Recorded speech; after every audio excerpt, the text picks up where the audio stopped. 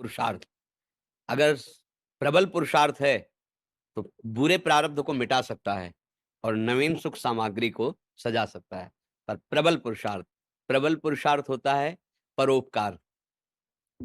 दूसरे के भारी समस्या दुख में सम्मिलित होकर उसको मिटा दो और भगवान का स्मरण करो। इन 2 के द्वारा ये प्रबल पुरुषार्थ आपके पूर्व प्रारब्ध को नष्ट कर देगा। जैसे मेहनत बहुत करते हैं और लाभ बहुत कम प्राप्त होता है, और बहुत कम मेहनत करते हैं, बहुत ज़्यादा लाभ प्राप्त होता है। ऐसे व्यक्ति देखे जाते हैं कि जिनकी दिनचर्या में मतलब भाग्यवश केवल धन आ रहा है, कोई मेहनत नहीं। और एक आदमी है दिन भर मेहनत करता है, 400-500 रुपया, वो भी पूरे परिवार को ठीक से पूरा भोजन, वस्त्र, पढ़ाई-लिखाई सब नहीं कर पा रहा। एक आदमी है कि बिल्कुल कोई ऐसा कार्यरत नहीं है, पर अर्थ की बाहुल्यता उसके घर में। ये पूर्व का जो पुण्य है, वो उसे अर्थ प्राप्त करा रहा है।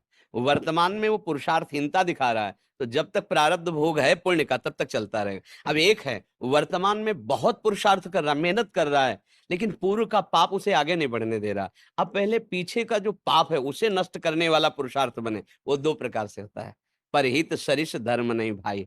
दूसरे का किसी का ऐसा हित हो जाए जो असहाय है, असमर्थ है, रोगी है, परेशान स्थिति में है, हम उसका सहयोग कर दें बिना किसी स्वार्थ के और प्रभु का नाम जप करें। इन 2 के द्वारा हम पुराने पुराने कर्मों का परिणाम जो हमें आगे नहीं बढ़े, उनको हम नष्ट कर सकते हैं। तो हुआ तो ये भी प्रयास ही ना, मेहनत ये भी तो हुई ना, नाम जप करते हुए दूसरों के सुख की भावना में अपने कर्तव्य का पालन करते हुए। तो ये पुरुषार्थ आपके पूर्व प्रारब्ध का नाश कर सकता है।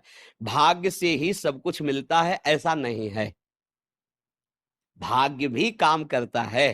जैसे बहुत पढ़ लिख करके ग्रेजुएट हुए, लेकिन प्रारब्ध इतना बुरा है, नौकरी नहीं मिल रही, तो बेचारे गाँव के कार्य कर रहे हैं या छोटी-मोटी दुकान कर ली और ऑफिसर रैंक की पढ़ाई किए हुए है। और एक है कि ऐसे घर में जन्मे हैं कि ज़मींदारी पहले से ही है।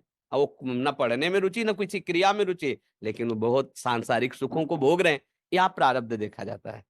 लेकिन एक है कि बहुत गरीब घर में जन्मा, बहुत मुश्किल से उसके माता-पिता ने पढ़ा पाया, पर उसने जी-जान से मेहनत की, इतना पुरुषार्थ किया कि वो गाँव में सबसे बड़ा आदमी बन गया। ये भी देखा जाता है। और जो अपने पुरुषार्थ को प्रबल कर दे, तो प्रारब्ध को मिटाया जा सकता है। अगर पुरुषार्थ हल्का हुआ, तो प्रारब्ध जोर कर देगा और आगे नहीं बढ़ पाएगा। सबसे जोर का पुरुषार्थ है परहित करना और भगवत स्मरण करना। ये मतलब शास्त्र की एकदम सार बात बता रहे हैं। जिसको संसार में सबसे जल्दी उन्नति प्राप्त करनी हो, ये 2 बात पकड़ ले। भगवान से मनावे कि कभी किसी की सेवा का अवसर हमें दीजिए। माता-पिता, गुरुजन, कोई बाहरी पशु-पक्षी, ऐसा कोई बीमार व्यक्ति जिसका कोई सहयोगी नहीं, कोई ऐसा जिसको हमें अवसर मिला है। बहुत बड़ी मतलब ये बिल्कुल रामबाण औषधि समझो कि इसमें अचूक, वो तुम्हारे प्रारब्ध को विध्वंस कर देगी। जहाँ तुमने किसी असहाय की बिना स्वार्थ के, बिना कुछ लेने की भावना के और तन, मन, धन, वचन से सेवा की और भगवान का स्मरण किया, ये तुम्हारे पूर्व प्रारब्ध का नाश कर देगा।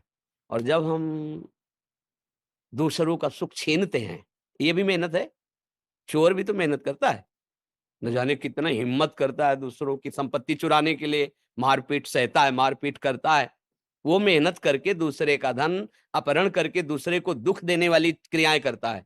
तो उसकी ये मेहनत, उसके पूर्व के पुण्य जो जमा है आगे सुख देने वाले, उनका नाश प्रारंभ हो जाता है। पूर्व का पाप और वर्तमान का पाप, ये जब दोनों मिलेंगे, तो किसी काम का नहीं कहते मिट्टी में मिल गया, किसी काम का नहीं, सब विध्वंस हो जाता है। इसलिए सदाचरण करो। और ये अंदर की बात कह रहा हूँ, हृदय की, दूसरों को सुख पहुँचाने की भावना ले आओ और नाम जप करो, जय को प्राप्त हो जाओगे। परहित सरिस धर्म नहीं भाई। जटायु जी को वो गति, वो दुलार मिला जो महाराज दशरथ जी को प्रभु ले ए? दशरथ जी वहां प्राण त्याग रहे हैं, भगवान श्री राम वनवास में। जटायु जी ने अपने प्राणों की परवाह न करके सीता जी की रक्षा रावण से करने के लिए रावण पर, महाबली रावण है, आक्रमण कर दिया और एक बार तो बेहोश करके गिरा ही दिया चोंच और पंजों की मार से, और उसके चंद्रहास के प्रहार से पंख कट गए।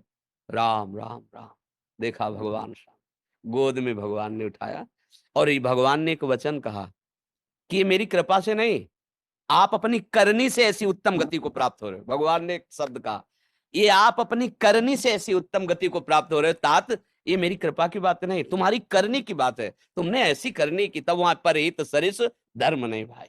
अगर प्राण भी चले जाएं दूसरे के हित में, तो भगवान को प्राप्त होता है। बहुत बड़ी बात है, हम ऐसा पुरुषार्थ करें कि अपने प्रारब्ध का नाश कर दें।